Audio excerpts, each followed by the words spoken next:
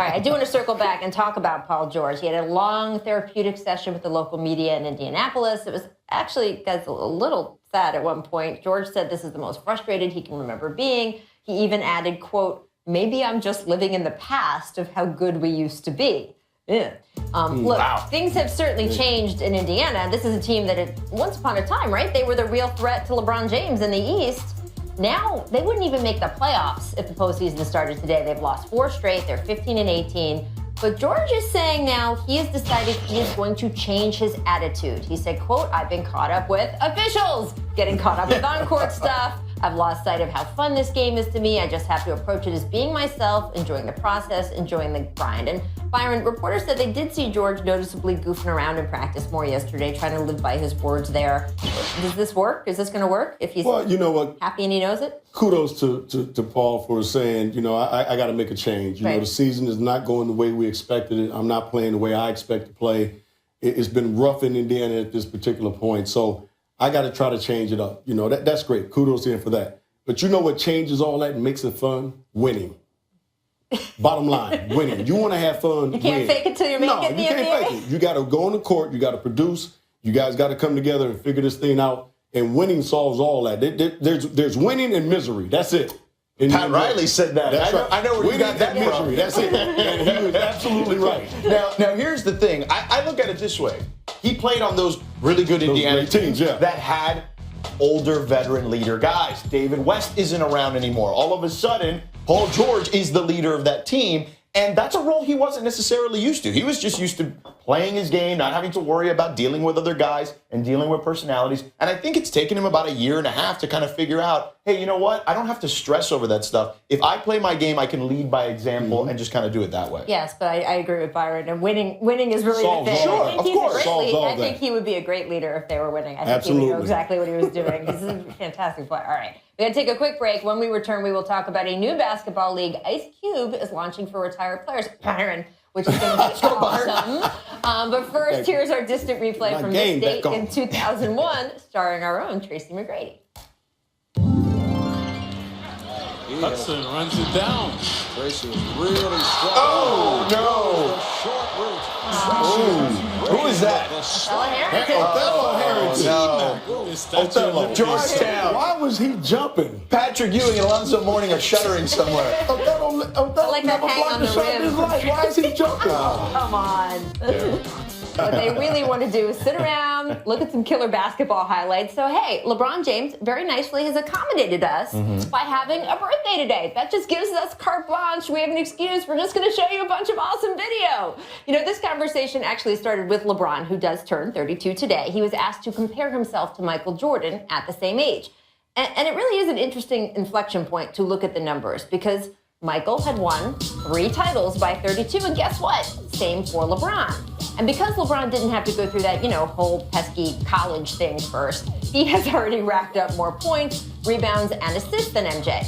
Not to mention, he does have one additional one of those shiny MVP trophies. So if what LeBron told us this summer is true, and he really is chasing Michael Jordan's ghost, Michael Jordan, not dead, but that's what he said, to see who is the most dominant player of all time. It was news to Michael Jordan when he said that. That's all I'm saying. Not dead. He is at least on the way, right, to making a case for himself. Now, that being said, LeBron does feel that's where the similarities stop. He gave a quote yesterday on their actual playing styles. He was having none of the comparison. He was much more of a scorer, and at that point, did a lot of post work at that point in time. But our games were just different.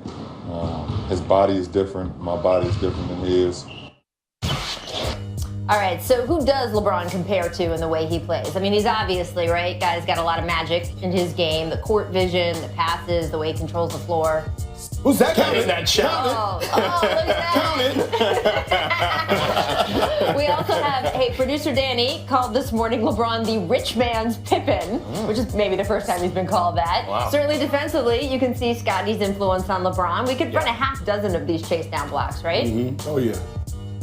It's good. And then Cavs coach Ty Lue, his comparison was he thought LeBron has the same explosiveness as Dominique Wilkins.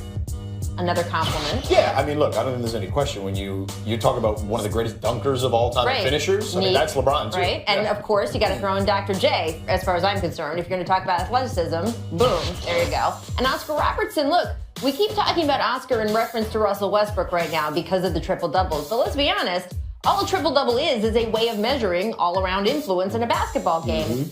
And that is probably the most LeBron James thing of all. The best thing you can say about LeBron is he does everything exceptionally well. He can play 1 through 5, guard 1 through 5, score when he has to, facilitate when he has to. And look, his leadership skills have improved every year he has been in the league. At 32, he now has better numbers than he did at this point last season. Oh, and by the way, along the way, he did happen to topple a 73-win team led by a 2-time MVP, thanks to the best NBA Finals comeback in history. So, you know, it's possible that he's actually comparable to no one. Of course, that's not going to stop all of us from trying. All right, so guys, who do you think influenced LeBron the most? I mean, we saw a highlight there, Byron, that you may have something to say about. You know who I'm going to say. Go ahead. Do it. You know I'm going to say Earvin Magic Johnson. Of course. I mean, we just talked about it. He can guard 1 through 5. Magic Johnson can guard 1 through 5 back in the day. He can play every position. Magic Johnson could play every position back in the day. He can facilitate. We know Magic was the best facilitator of all times. His vision. We know Magic's vision was the best. Now, you add the fact that, like LeBron said, he can score when he wanted to. Believe me, Earvin Magic Johnson back in the day could average 25 points a game if he wanted to. And then you look at the other thing I compare him to is that these two great football players who also played college basketball, Tony Gonzalez and Tony Gates, were two of the best tight ends ever. Yes. Put LeBron, and I've always said this about LeBron James. Right? He is a tight end in a basketball uniform. Yep. He would have been untouchable in the NFL as well.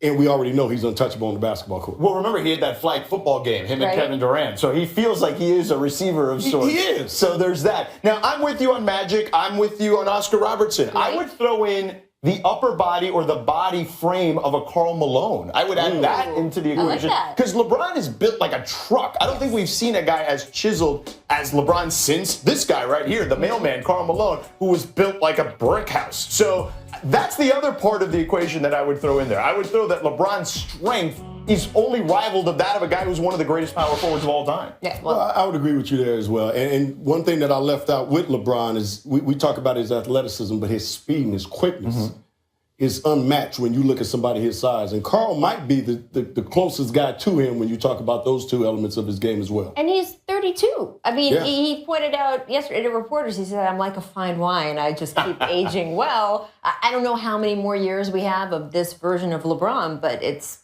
looking good this year. As I said, his numbers are better than last year. Looks real good right now. And let's keep enjoying it as long as we can, too. Absolutely. I love that you brought up those flag football games because I did notice those flag football games stopped when Durant became more of a threat to LeBron. It was like, oh, look, I want to help him out. We'll have some fun. Work out with him in the offseason. That's all done.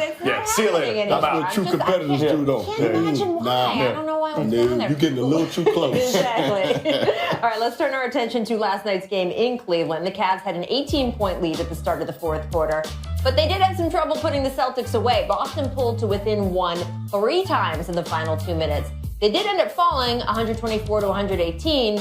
So, George, you could kind of look at it either way. Did the Celtics losing that way to the Cavs tell you they're close, or they're not really remotely close? Yeah, I don't believe they're remotely close. I look at this team, and I think they're really good. I just don't think they're great. And to be a championship contender, which is what Danny Ainge and everybody in Boston wants, you have to be that. They're missing a couple of elements, Byron. I think that they're missing a real wing. Now, maybe Jaylen Brown turns into that guy. Or maybe that Nets pick that they have turns into that guy. They need that, but I also feel like they need a real post presence. They need a rim protector, a guy who can give them easy buckets. That's just not what Al Horford does. Right. So you look at a guy like DeMarcus Cousins, right? Could they trade for him using that Nets pick? Or maybe even a Hassan Whiteside, where maybe you don't have to give up the Nets pick, but someone like that and a wing, and then all of a sudden we can talk about them being a championship team. Could they trade for anyone is what Celtics fans want to know. They've been waiting on this big trade date he's going to pull off for a couple seasons. I think they could because they got so many draft picks that they can use in a trade that are very attractive to a lot of teams. But I agree with you, George, is the fact that they are a very good basketball team. And I said this when Al signed with them this offseason, that's a great piece to the puzzle. But he's not a game changer, but he's a great piece to the puzzle. So they've taken another step forward, in the Eastern Conference, which is very slim anyway. there's no team in the Eastern Conference that I look at right now that's going to challenge Cleveland for a championship as far as the Eastern Conference is concerned. But the Boston Celtics and Toronto, those two teams can make it interesting.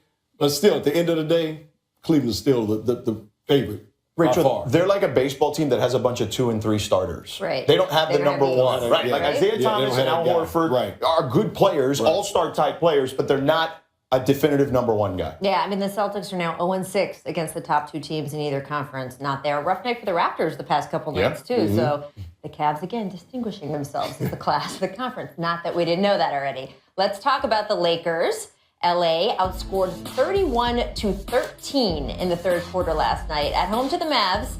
Dallas, not a good basketball team this year, and yet the Lakers did still manage to lose to them. Their 14th loss in the last 16 games, and afterward, Coach Luke Walton said, quote, as a team, we're going to be fun, we're going to figure it out, but when is the question?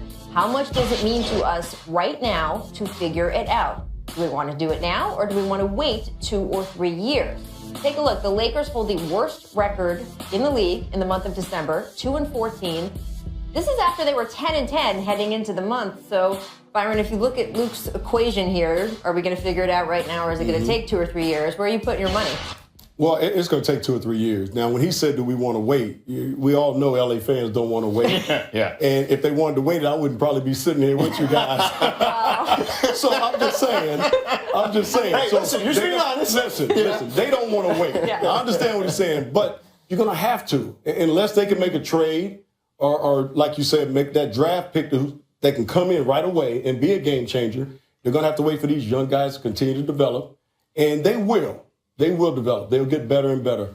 But they are still a year or 2 or 3 away from being a team that can contend in the playoffs. I'm with Byron. That first month of the season was a little fool's gold there, basically. They dealt with some injuries. Then they had to play 8 and 9 guys for about 2 weeks. And this team isn't built for that. There's a reason those guys weren't set out to play those type of minutes. But what is a real progression here? Isn't 30 wins, shouldn't that be enough for this team? And I still feel like they're on a path for 30 wins potentially. That would be a really good season for them. You're talking about a 13-win improvement. Well, I mean, I think part of what Luke's talking about is he's just looking for some fight from the individual guys. He said in his post-third quarter and in between the third and fourth quarters last night, he was like, I thought we would fight more than this. And I think that's when he's looking at the individual players, guys like D'Angelo. He wants to see some of that individual growth. What do you expect? Yeah, I think that's exactly what he wants to see. You can't settle in on accepting losing. Right. When you lose a game, and we can go back to the 80s and the 90s, like when we lost 2 in a row, it was like the world was coming to an end. Really? You got to have that type of intensity every single night. When you lose a game or you lose 2 in a row, 3 in a row, whatever the case may be, you got to come in like it's game 7, the next game. Leave it all out there on the table. And I don't think that's what he's getting right now for the young guys. They're kind of settling in. And I still think they're in that figure-it-out stage. It's still early in the marriage. They're still trying to figure it all out. But it is going to take some time, so people just have to be patient. Byron, the reality is this, and Rachel, is that they brought in some veteran guys like Lou Deng and Timothy Mozgov, but they're not the best players on the team. And to change that type of culture, the guys who are the best players on that team have to change that culture. You need a leader.